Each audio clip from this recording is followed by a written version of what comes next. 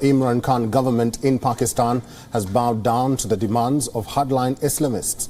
Pakistan will now drop all charges against the chief of terror organization TLP or Tehreek-e-Labbaik Pakistan.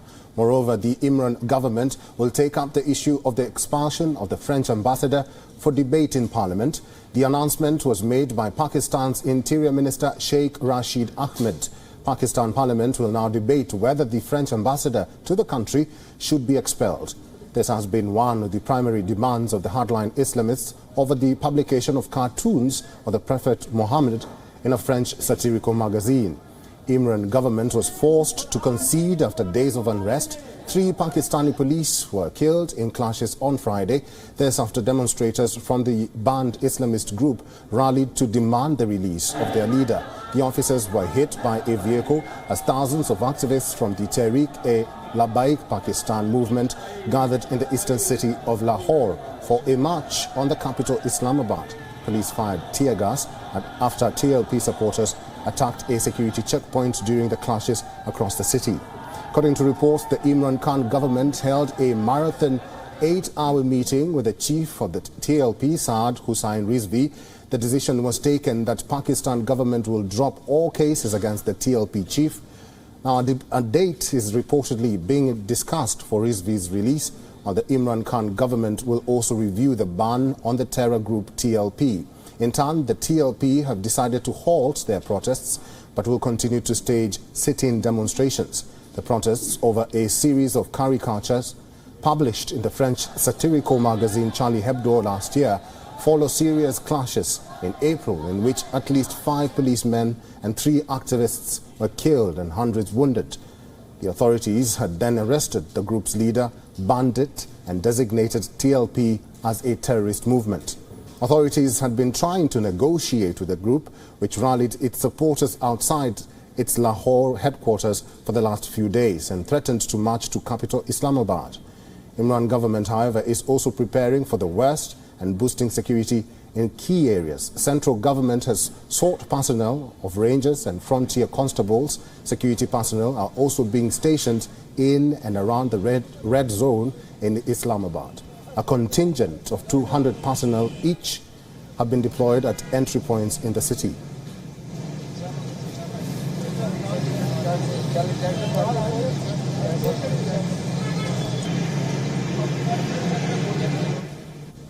Well, joining us live from Islamabad is senior journalist Amer Shaheen. Thank you very much for joining us, Amer.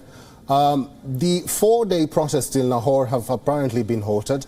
What does this new deal by the Pakistan government to drop charges against Rizvi and release TLP activists signify? As we're hearing right now, 350 people or terrorists from the Tehreek-e-Labbaik Pakistan, the TLP, have already been either released or agreed to be released by the federal government of Pakistan. And let's not forget what the federal government of Pakistan had called the Tehreek-e-Labbaik Pakistan and its activists or terrorists. They had proscribed the organization as a terrorist organization.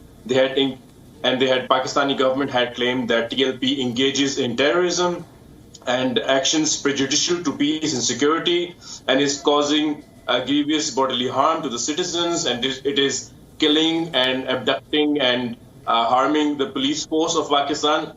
And it's not just an accusation. We've seen it on television screens. We've seen it on our streets. They have hijacked this country over and over again, and to not so much of a surprise to the common man in Pakistan, these people who have openly on camera murdered civilians and security people, especially the police, these people were given a get out of jail free card, and they were given money in military uniform by the military people, by the head of rangers, by army people. And these are the people who, even though there is video evidence of them attacking and murdering and killing and damaging the property of private property and public property, these people are given a go-ahead to do whatever they want to do, which begs the question that what is the purpose of their existence?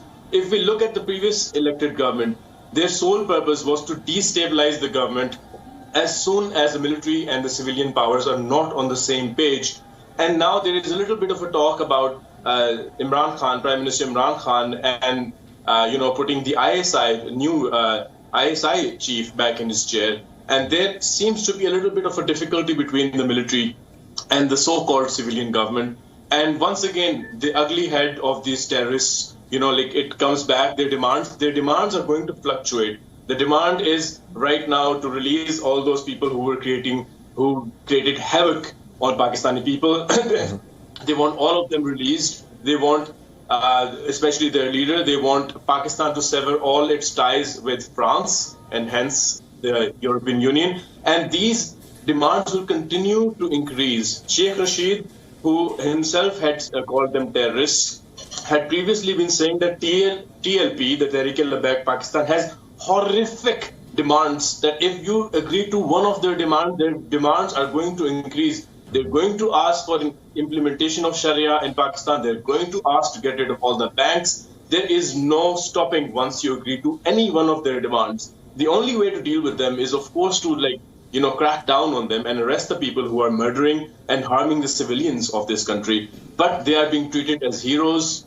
And the Pakistani government, just like the previous government, because it does not have enough muscle to fight against these terrorists, the Pakistani government is always going to negotiate and agree to their terms. And obviously, these terms cannot be implemented. So there'll never be an implementation of those agreements. And then they will come out and harm the citizen.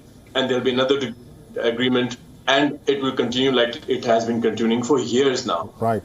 Shaheen, the Pakistan parliament is set to debate on expulsion of the French ambassador. We cannot predict the outcome right now, but what repercussions will this have on Pakistan, and how is the French government likely to react to the latest development? Pakistan, as the whole region is, especially Pakistan, is in a lot of economic turmoil right now. Pakistan cannot afford to make rash decisions like boycotting a member of the European Union, because that's what they have. They'll back each other. And if we say that we want to expel the French ambassador, let's say, then we are not only severing ties with France, but also the rest of the EU. And if it's based on the fact that, because some terrorists came on the streets and harassed and killed our citizens and our security forces, so we are going to ask you to go, that's going to kind of outline the image that Pakistan needs to have, the international image that Pakistan needs to have. Everyone will recognize our country, and it's appalling that people will think that Pakistan is a country that the terrorists dictate the foreign policy of Pakistan. So it's being tabled in the National Assembly. Pakistan economically cannot afford it. Pakistan, in terms of its reputation, cannot afford to be a country that is dictated by a bunch of goons who come and murder the citizens and policemen and then tell us what our national and international policy should be. So I don't think Pakistan will be doing it, because as crazy as all the actions are, all the promises are, the actions cannot be taken on the promises made to these terrorists, because it's just unrealistic. Amer Shaheen, thank you very much for talking to WION.